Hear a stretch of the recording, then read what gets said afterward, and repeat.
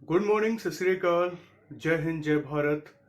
और G20 सम्मेलन पर हम लोग डिस्कस कर रहे थे। बाकी धीरे धीरे हम लोग कवर कर रहे हैं सारी चीज़ों को, क्योंकि one earth, one family, one future, ये 3 बार अलग अलग मीटिंग्स में डिस्कस हो रहा है।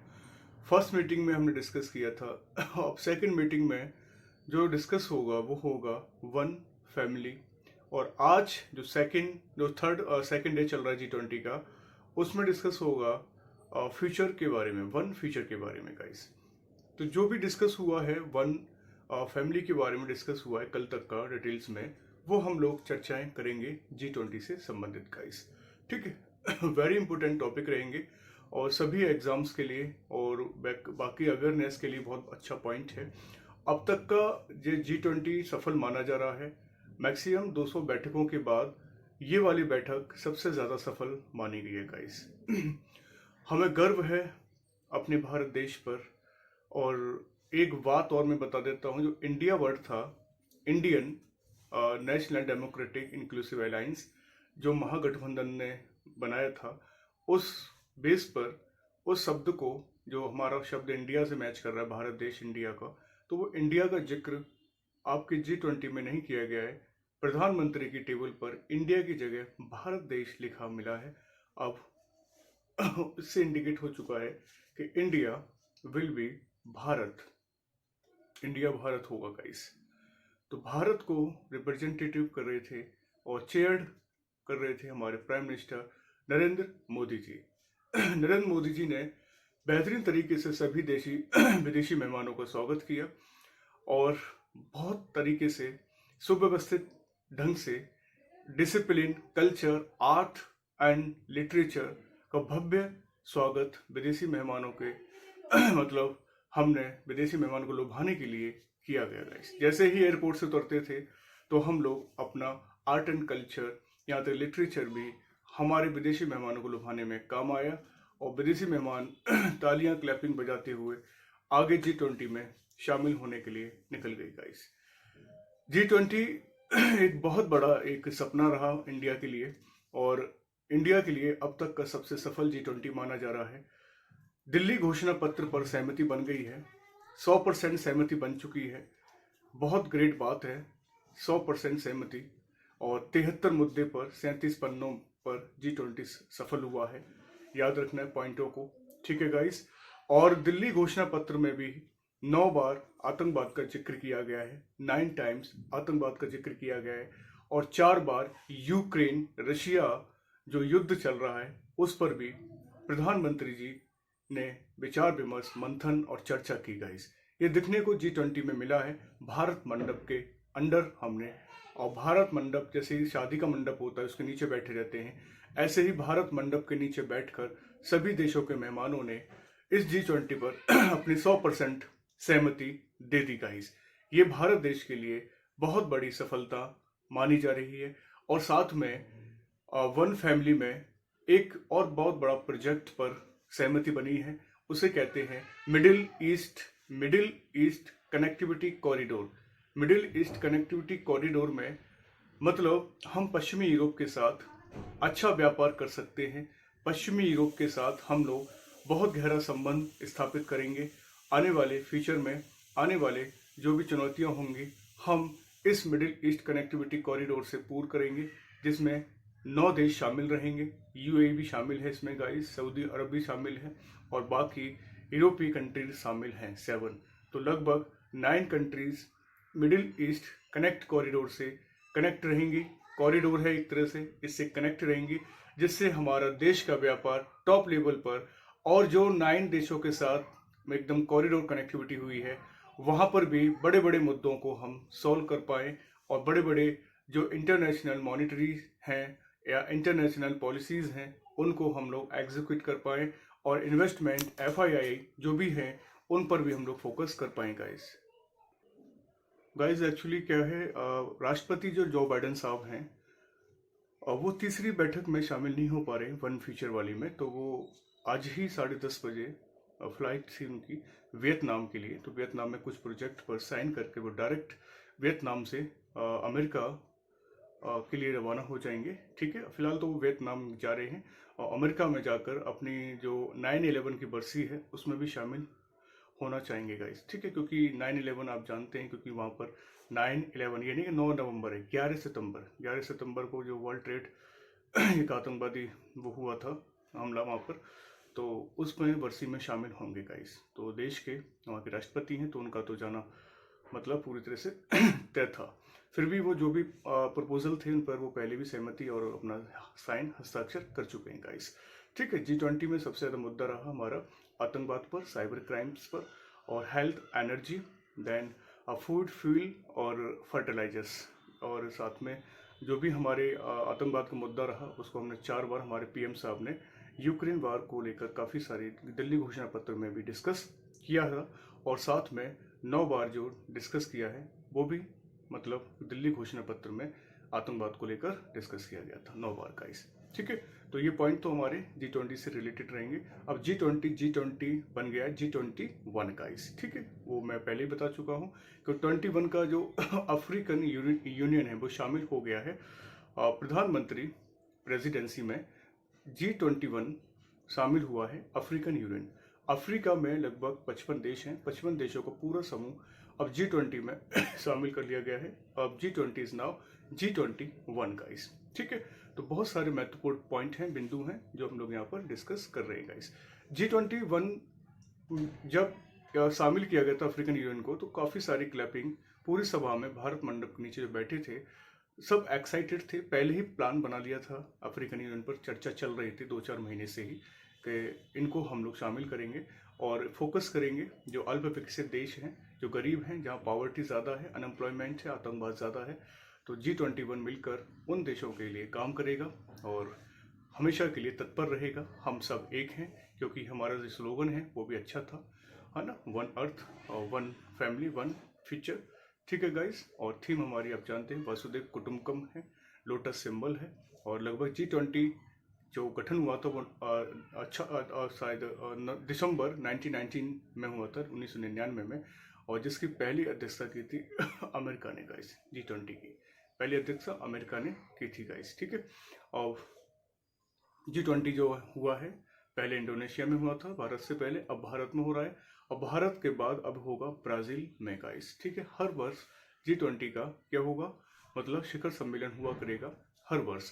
वहाँ पर सब लोग मिलकर देश और धरती को बचाने का काम करेंगे, जलवायु पर, ग्लोबल वार्मिंग पर, आतंकवाद मुद्दों पर, स्वास्थ्य पर, इंफ्रास्ट्रक्चर पर, यहाँ तक जो भी हमारे मेन मोटिव पॉइंट हैं उन पर G20 मंथन किया करेगा गाइस। ठीक है, इसके बाद जब सब कुछ हो गया, पूरा दिन में सारी एक्टिविटी खत्म हो गई, तो नाइट में हमारी राष्ट्रपति साहिबा श्रीमती द्रौपदी मुर्मू जी ने G20 मेहमानों को स्वागत मतलब डिनर पर बुलाया, अभिनंदन किया, और तरह तरह के व्यंजन, भारतीय व्यंजन हमारे G20 मेहमानों ने चखे गाइस। हर तरह का व्यंजन था, हर स्टेट का व्यंजन था, मतलब फूड जो प्रोवाइड किया गया था टॉप लेवल पर था, जो भी विदेशी मेहमानों ने नहीं चखा। तंदूरी रोटी से लेकर, पुलाव से लेकर, मलाई कोफ्ता से लेकर, यहाँ तक कि जोधपुर की कचौरी से लेकर आपके बिहार का लिट्टी चोखा और मैसूर का जो हमारा वो होता है साउथ इंडियन डोसा जो होता है, वो सब कुछ वहाँ पर प्रोवाइड किया गया था। मुंबई का बड़ा पाव से लेकर और मतलब कई तरह के हलवे, मिठाई, स्वीट और मतलब रायता, आपका खीरे का रायता और पूड़ी, सब कुछ मतलब जो भी एक भी ऐसा व्यंजन नहीं था जो वहाँ अवेलेबल ना हो। मतलब कहते हैं 56 वो, वहाँ तो लगभग 100 प्लस मान लीजिए आप, 100 प्लस व्यंजन का मज़ा और स्वाद चखा हमारे विदेशी मेहमानों ने, और स्वाद चख कर फिर वो अपने हिसाब से मीटिंग्स में फिर डील करी। मतलब कई मतलब घंटे तक मीटिंग चली, रात में भी 11-12 बजे तक। उसके बाद सुबह होते ही उनमें से एक ऋषि सुनक साहब अक्षरधाम मंदिर के लिए रवाना हुए। लगभग 1 घंटे के लिए अक्षरधाम मंदिर गए, वहाँ रुके और अक्षरधाम में पूजा अर्चना करी। साथ में उनकी वाइफ अक्षता मूर्ति भी साथ में रही थी। ठीक है, उनकी वाइफ अक्षता मूर्ति भी साथ रही और 1 घंटे तक पूजा अर्चना की थी अक्षरधाम मंदिर में। मौसम बढ़िया था, सुहावना था। दिल्ली बारिश हो रही है, दिल्ली NCR से लेकर मतलब उत्तर भारत में मैक्सिमम बरसात का काफ़ी क्रेज़ रहा, और G20 में मेहमानों के लिए बरसात ने मतलब थोड़ा रिलीफ दिया। और पहले उससे पहले गर्मी काफ़ी थी, तो G20 के मेहमानों के लिए बरसात का मौसम सुहावना रहा और G20 भी सफल रही। मतलब भारत देश के लिए एक तरह से कह सकते हैं आने वाला फ्यूचर सिक्योर रहेगा, बशर्ते इंटरनल प्रॉब्लम्स ज़्यादा हैं इंडिया की, उनको भी देखेंगे भारत देश। और पहले हम लोग बाहरी इमेज बनाने में लगे हुए हैं, इंटरनल इमेज बनेगी बाद में। पॉवर्टी और अनएम्प्लॉयमेंट और पॉपुलेशन एक बहुत बड़ा मुद्दा रहेगा भारत देश के लिए, और भारत देश इस पे भी काम करेगा। बहुत सारी मिनिस्ट्रीज और बहुत सारे हमारे ब्यूरोक्रेट्स मंथन कर रहे हैं किस तरह से हम लोग अपने आंतरिक मामलों को भी सुधार कर पाएंगे। बाहरी मामलों में हमने अपना काफ़ी इमेज बना रखा है और बहुत टॉप लेवल पर हम लोग आज ग्रो अप कर रहे हैं, बशर्ते हम लोग आंतरिक मामले से नहीं निपटा पा रहे हैं। आंतरिक मामलों में बहुत सारी चीज़ें ऐसी हैं जो गरीबी की हालत में स्टूडेंट एक आतंकवादी बन जाता है, और आतंकवादी को आप जानते हैं शूट एंड शार्ट के ऑर्डर दे रखे हैं। तो बहुत सारी चीज़ें हैं, कहते हैं बहुत सारे चैनल्स हैं क्रिटिसाइज़ कर रहे हैं कि सरकार खुद ही मतलब अपराध पैदा कर रही है और फिर उनको पकड़ के जेल में डालती है, एनकाउंटर करती है। तो बहुत सारे पॉइंट हैं आंतरिक मुद्दों को भी सुलझाया जाएगा, किसी भी हालत में देखा जाएगा कैसे क्या करना है, वो सरकार सोचेगी, मंथन करेगी इस चीज़ पर। जब इतना बड़ा मतलब ग्लोबल पर हमारा काम चल रहा है इंडिया का, तो इंडिया नहीं चाहता कि मतलब भारत देश नहीं चाहता कि भारत की आंतरिक समस्याएं भी ज़्यादा रहें।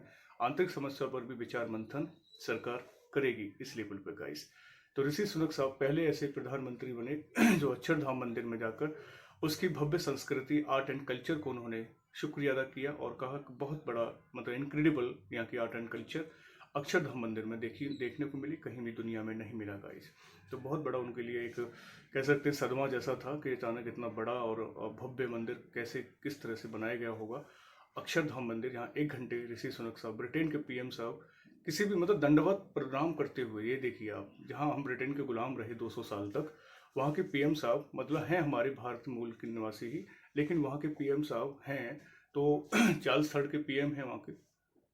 तो आप देखिए भारत के लिए कितना डेडिकेशन है, कितने डिवोटी हैं।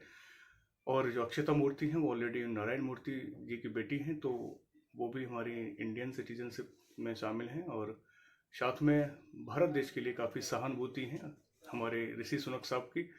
बाकी सारी चीज़ें ठीक है, लेकिन सबसे ज़्यादा जो मुद्दा बन रहा है वो बन रहा है इंटरनेशनल जो है मिडिल ईस्ट कनेक्टिविटी कॉरिडोर पर। तो मिडिल ईस्ट कनेक्टिविटी कॉरिडोर अगर सफल हो जाता है तो हमारा जो व्यापार है वो टॉप लेवल पर पहुंचेगा। FII, FDI एंड इंटरनेशनल जितने भी ऑर्गेनाइजेशन हैं और जितने भी इंटरनेशनल हमारे इंस्टीट्यूट हैं वो यहाँ पर भारत में भारत की ज़मीन पर व्यापार करेंगी। और भारतवासियों के लिए मुझे लगता है इंफ्रास्ट्रक्चर के तहत और नॉन ऑर्गेनाइज सेक्टर या ऑर्गेनाइज सेक्टर के तहत एम्प्लॉयमेंट मतलब क्रिएट होगा, बशर्ते कुछ समय लगेगा। और बात की जाए एक जो NCR में एक नया शहर भी बसने जा रहा है, जिसे कहेंगे हम न्यू नोएडा। एक नोएडा है, एक ग्रेटर नोएडा है, एक न्यू नोएडा है। न्यू नोएडा को मतलब पूरी तरह से प्लान कर लिया गया है, मतलब 2040 तक न्यू नोएडा अस्तित्व में आ जाएगा। न्यू नोएडा एक तरह से समझिए आप जापान और फ्रांस और जो जो हमारे अमेरिका है वहाँ के शहरों के आधार पर डेवलप होगा न्यू नोएडा। तो ये सब किसका रिजल्ट रहेगा? G20 का ही रिजल्ट रहेगा।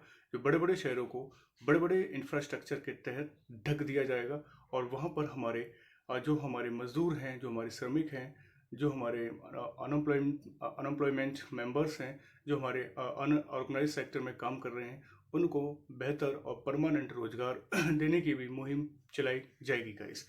बहुत सारे पॉइंट्स हैं बात करने के लिए। फिलहाल तो बस मैं यही बात कहूँगा कि फैमिली में हमारा मतलब वन फैमिली में जो वन अर्थ हो चुका था, वन फैमिली में साइंस एंड टेक मतलब टेक्नोलॉजी पर ज़्यादा वो किया गया फोकस, और साथ में मिडिल जो ईस्ट एशिया कनेक्टिविटी कॉरिडोर है उस पर भी फोकस किया गया है।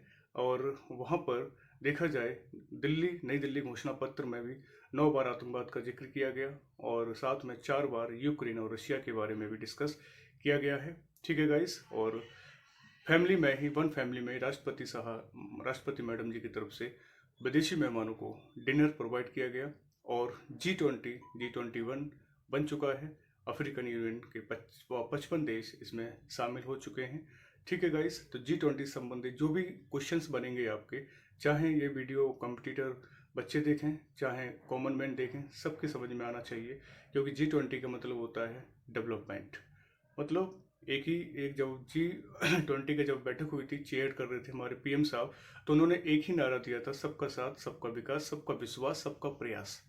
ठीक है, इंटरनेशनल लेवल पर ये एक जो नारा है वो टॉप लेवल पर छा रहा है इस समय। चाहे बेशक हमारी आंतरिक समस्याएं ज़्यादा हैं, लेकिन भारत विश्व में अब टॉप लेवल पर टॉप 5 में आ चुका है। हमको पता है कि हमारी अर्थव्यवस्था 5वीं दुनिया की सबसे बड़ी अर्थव्यवस्था है। G20 होने से और चंद्रयान थर्ड पर और चंद्रयान थर्ड मिशन मून पर जाने पर हमें काफ़ी उम्मीदें हैं डेवलपमेंट कंट्री से। और हमारे पीएम साहब ने अभी से ही 2047 का मिशन तैयार कर दिया है कि 2047 में हमारा देश डेवलप हो जाएगा और डेवलपमेंट की भूमिका में काम करेगा। डेवलपमेंट होने पर हर नागरिक और हर जो बच्चा है देश का, उसको रोजगार मिलेगा, पढ़ाई मिलेगी, और आगे वो कहीं भी किसी भी देश का मोहताज नहीं होगा। भारत में इतना इंफ्रास्ट्रक्चर हो जाएगा, इतनी कंपनीज ओपन हो जाएंगी कि वो कंपनी भारत की कंपनी में ही काम करेगा। उतनी ही सैलरी, जो पैकेज मिलेगा बढ़कर ही मिलेगा। एकोमोडेशन रिकमेंड जो भी होगा वो सब कुछ यहाँ पर उनको प्रोवाइड किया जाएगा। तो एक बहुत बड़ा प्लान है भारत सरकार का। तो इसलिए जो अनएम्प्लॉयमेंट लोग हैं वो थोड़ा धैर्य रखें। जहाँ भी अनएम्प्लॉयड सेक्टर्स हैं वहाँ पर काम मिल तो जाता है, लेकिन एक प्रोफाइल के तहत काम नहीं मिल पाता है नौजवानों को, इसलिए वो ज़्यादा फ्रस्ट्रेट रहते हैं। मैं बिल्कुल सहानुभूति रखता हूँ और ऐसे बच्चों के साथ जो बहुत हालत में जी रहे हैं, हालत ख़राब है, उनको G20 से कोई मतलब नहीं, क्योंकि उनको चाहिए रोटी, और रोटी मिलेगी तो फिर उनका जीवन याचिका भी चलेगी, साथ में वो पढ़ाई भी कर सकते हैं। ऐसे बच्चे जो पढ़ाई नहीं कर पाते हैं, अपनी हालातों को देखते हुए सुबह से शाम तक काम करते हैं, पढ़ाई हो नहीं पाती है, और फिर वो अपराध की तरफ या 2 नंबर के कामों में चले जाते हैं। इसमें मैं सरकार की ही जिम्मेदारी मानता हूँ, ऐसी बात नहीं कि आप ही हैं, क्योंकि सरकार अगर आपको एम्प्लॉय दे देती है, कम से कम सैलरी में दे दे, कोई ज़रूरी नहीं सेंट्रल गवर्नमेंट और स्टेट गवर्नमेंट का भत्ता हर महीने, हर 4 महीने 6 महीने में बढ़ाया जाए, उस पर ना फोकस करके उन पर फोकस किया जाए। मजदूर आदमी है, मजदूर आदमी का भी थोड़ा वेतन बढ़ा दिया जाए, एक नियम कंडीशन लागू कर दिए जाएं। सारी फैक्ट्री, सारी कंपनीज, जितनी भी हमारे मतलब कंपनीज एक्ट हैं 1955 के तहत जितनी भी कंपनी रजिस्टर्ड हैं, वहाँ पर काम करने वाले एम्प्लॉय हैं, उनको भी ऑडिट किया जाए। अगर आपने नियम बनाए हैं तो उनका ऑडिट होना ज़रूरी है, हर महीने, हर 6 महीने ऑडिट रिपोर्ट ज़रूरी है। इसमें किसी प्रकार का स्कैम नहीं होना चाहिए, क्योंकि यहाँ की जीविका किसको अफेक्ट करेगी, वहाँ के मज़दूरों को। इसलिए मज़दूर आदमी का भला होना चाहिए किसी भी कीमत पर। देश के मजदूर का भला होगा तो भारत देश का भला होगा, याद रखना गाइस, क्योंकि 66% रूरल पॉपुलेशन है हमारे देश की, और रूरल पॉपुलेशन बेचारी अनएम्प्लॉयमेंट की श्रेणी में जी रही है। जो मिल जाए वो कर लेती है, चाय पकौड़े समोसे या खेती बाड़ी, जो भी काम है इस तरह के सेक्टर्स में आम आदमी खाना खर्चा निकाल लेता है। उसे क्या पता G20 क्या है, G21 क्या है, G7 क्या है, या ब्राज़ील ब्रिक्स सम्मेलन क्या है, ये सब कुछ उससे क्या मतलब है। उसको पता है कि हमें बस रोज़गार मिल जाए, मेरे बच्चे पल जाएं, मेरे बच्चे बड़े हो जाएं, एजुकेटेड हो जाएं, यही मेरा भारत देश है, यही मेरा विकसित मतलब नीति है। तो हर आदमी की उम्मीद यही रहती है। उसको नहीं पता कैसी क्या चीज़ हो रही है, मोदी जी क्या कर रहे हैं, क्यों कर रहे हैं गाइस। तो मोदी जी से ही और सारी सरकार से ही मतलब एक प्रार्थना है कि सब लोग अब आंतरिक मामलों पर भी ध्यान दें। बाहरी मामलों में हमने अपने एक छाप छोड़ दी है, वो डेवलप होता रहेगा।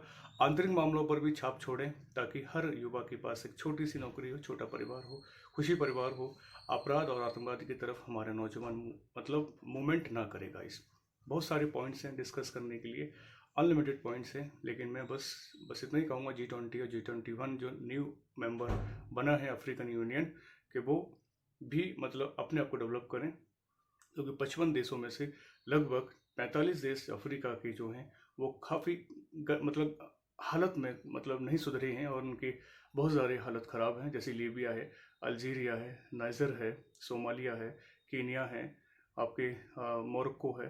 तो ऐसे देश हैं जो कि काफ़ी मतलब गए गुजरे हैं। सूडान है, दक्षिण सूडान है ना, माली है, तो चैद गणराज्य है, कांगो रिपब्लिक है। तो ये कुछ ऐसे देश हैं जिनकी हालत काफ़ी ख़राब हुई है, और हमने उनको G21 में ही चेयर, हमारे पीएम साहब ने उनको मेंबर बनाया है। आई होप मतलब उनका डेवलप हो पाए, और आगे जो विकसित देश है हमारे G7 के, उनकी मदद हो पाए, और अमेरिका, ब्रिटेन, फ्रांस जो यूएनओ पावर है जिनके पास, वो भी अल्प विकसित देशों की मदद कर सकें। एक परिवार की तरह चलेंगे तो आई थिंक हमको अच्छा एक इनपुट मिलेगा, अच्छा मैसेज मिलेगा। पूरा संसार एक परिवार की तरह जिएगा। कोई धर्म ना हो, कोई जात ना हो, कोई कलर डिस्क्रिमिनेशन ना हो, किसी भी तरह का कोई भेदभाव ना हो। हम सब एक वी आर फैमिली की तरह चलें तो मुझे लगता है कि हम अपनी पृथ्वी को बचा लेंगे, हम अपनी अर्थ को बचा लेंगे। ठीक है गाइस, जरूरी नहीं हम चंद्रमा पहुंच गए, सन पे पहुंचने का प्रयास कर रहे हैं। हम पृथ्वी पर ही रहेंगे। पृथ्वी को बचाने पर हमारे पूरे देशों की सहमति जरूरी है। ठीक है, कुछ लोग, कुछ देश कंपटीशन करते हैं कि हम आगे निकल जाएं, हम प्रॉपर तरीके से ऊपर पहुंच जाएं, तो ये थोड़ा उनके लिए फॉल्ट रहेगा गाइस। ठीक है, सब मिलकर के काम करें और हैप्पी मूवमेंट में रहिए। ठीक है गाइस, चलिए, लंबा वीडियो हो जाएगा, काफ़ी पॉइंट्स मेरे इंपोर्टेंट्स रहेंगे, इसमें आप फोकस कीजिए। ठीक है गाइस, चलिए, नमस्कार, जय हिंद, जय भारत।